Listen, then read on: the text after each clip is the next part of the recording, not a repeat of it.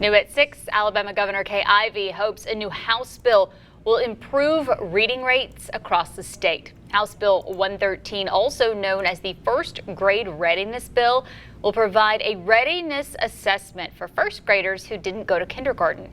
Governor Ivey says this is common sense legislation. No child should start behind.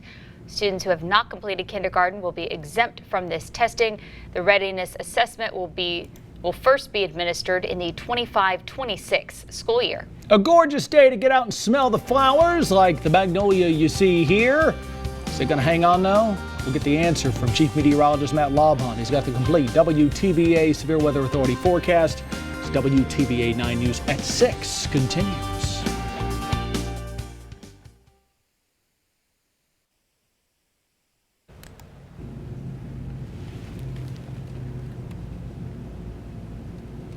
Okay.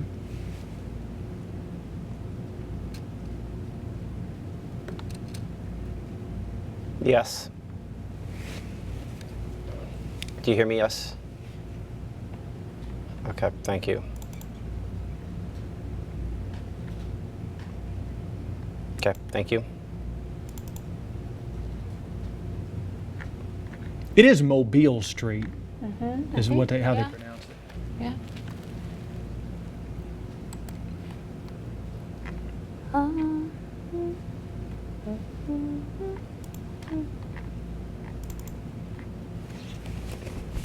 I didn't bring my phone up here. What a shocker.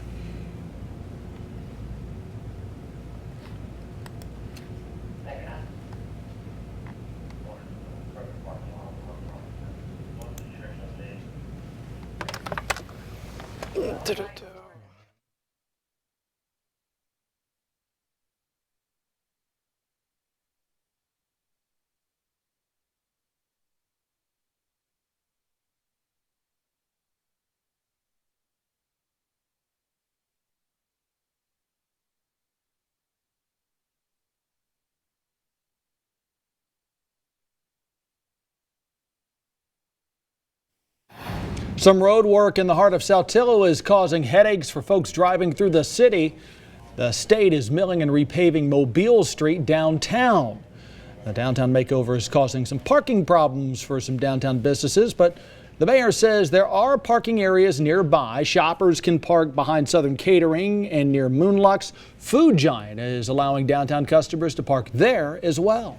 We're just really excited to have these projects going on. You know, we always think of it as one project at a time, and it just seems to be a lot of energy and a lot of involvement in the city of Saltillo. We're told the milling and repaving project should be done in the next 3 to 5 weeks.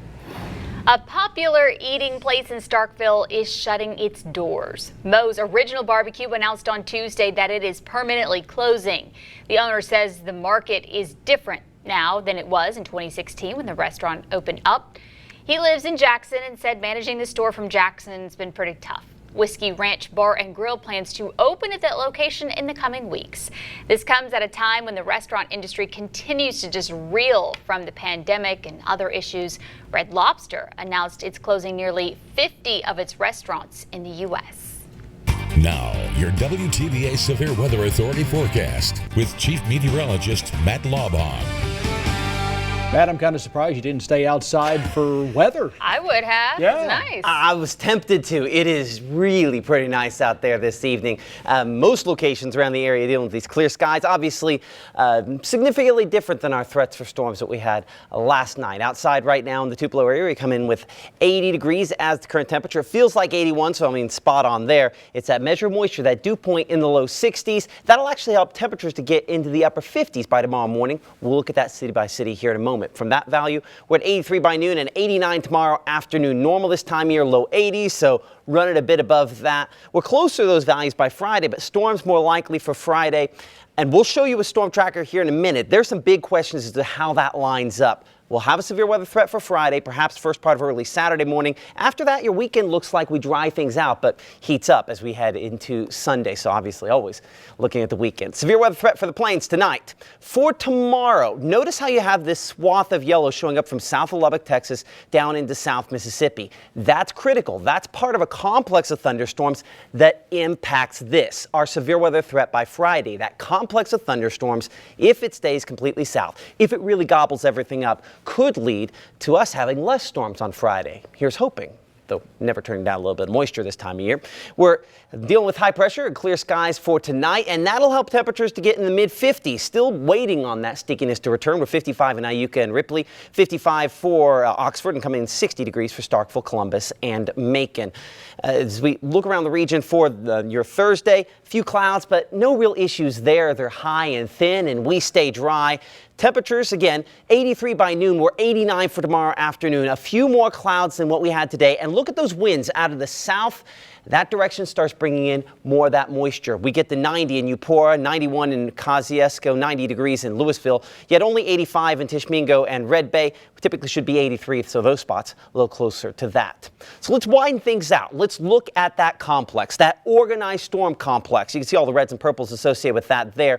That is what was that main severe weather risk you saw for tomorrow. Notice how it sticks down close to the coast. That gobbles up a lot of available moisture. So as we bring things in, what Storm Tracker doesn't show is a whole lot in our area for the pre-dawn hours of early Friday morning. But what it does show, look south of Jackson, look toward Monroe, Louisiana, another complex of thunderstorms following in the footsteps of the first, keeping that moisture at bay, keeping it south of us. So as we progress throughout your Friday, Storm Tracker has a few isolated showers and thunderstorms popping up. We'll have, I think, at least some. But notice it doesn't have a lot of the bright reds or oranges showing up in our area. It takes until probably Friday night and honestly, probably more early Saturday morning before we start to see anything of significance. Takeaway being this, if Storm Tracker's right, if you have not just one, but two or more complexes of thunderstorms to our south, it cuts off the moisture. And so we show that 50% on that coverage of rainfall for your Friday there and early Saturday morning. Craig, Emily, the thought process is that at this point, with most of that moisture cut off, that would limit our severe weather potential, but it would not take much for more to flow north. So obviously something we'll be adjusting even tonight at 10 on WTVA 9 News. Thanks so much, Matt. An elementary school teacher in New Albany's healthy eating habits earned her some free meals at a restaurant. New Albany Elementary School teacher Sharita Tucker was named New Albany Huddle House's Teacher of the Year. What's her reward? A free meal from Huddle House a week. The New Albany Huddle House asks customers to vote for teachers for their unwavering dedication and hard work. A local nonprofit gave back to those who help keep our communities safe. Members of the Salvation Army Tupelo delivered more than 200 sweet treats to officers at the Tupelo Police Department. It's part of this year's National Salvation Army Week. The nonprofit says they wanted to show their appreciation for all of the work they give to the city. So, you know, this game changes lives. It changes family trees. High school football players from across the state are in Boonville. They are playing in a special all-star game. Jason Williams will have a live look from Northeast Community College as WTVA 9 News at 6 rolls on.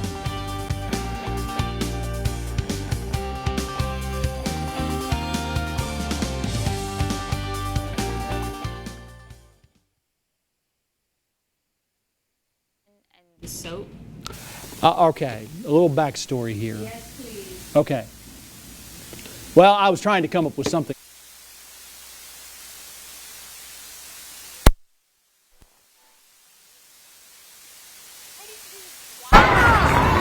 Yes, can you hear me? First and 10 from the 36.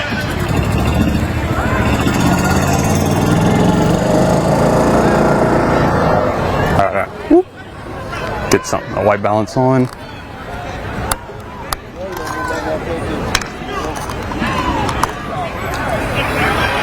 It wasn't in my hand, sorry. Here, ready on the carry. He's once again pushed on number 35. Come on. The gain on the play is 7 yards. Second and 3 for the North All-Star from the South 29-yard line. All right, What about now?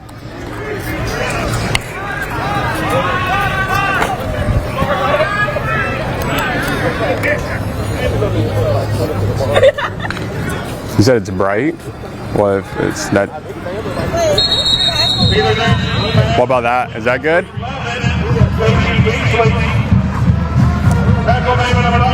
Okay. Are they driving? They are driving.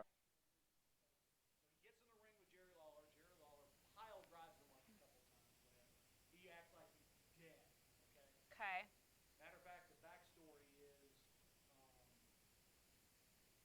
And he sends a message over to Jerry Lawler saying, hey, call an ambulance. Jerry Lawler's like, tell him we're not going to cost $500 to get an ambulance out. He get up. And he sends a message back saying, no.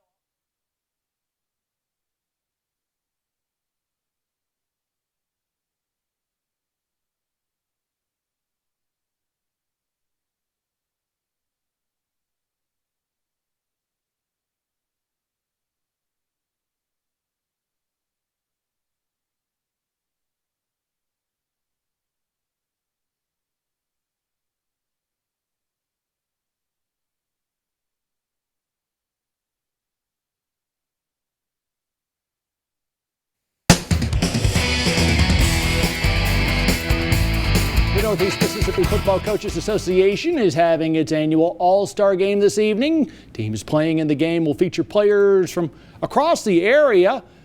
WTVA's Jason Williams is live in Boonville to tell us more about it.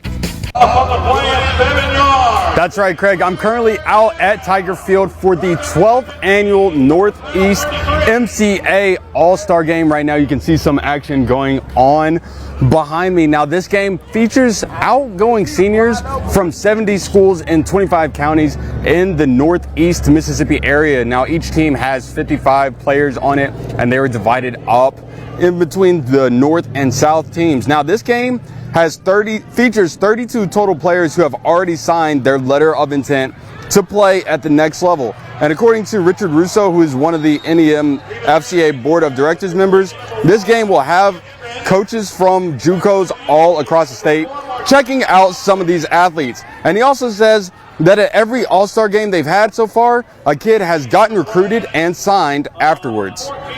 It's funny you say that. We've had a player in all previous 11 games get signed from this game to play college football. So, you know, this game changes lives. It changes family trees. Now, maybe another family tree gets affected tonight. Now, right now, the game is happening behind me, and I will have some action for you guys later on tonight at 10. Live in Boonville, I'm Jason Williams, WTVA 9 News.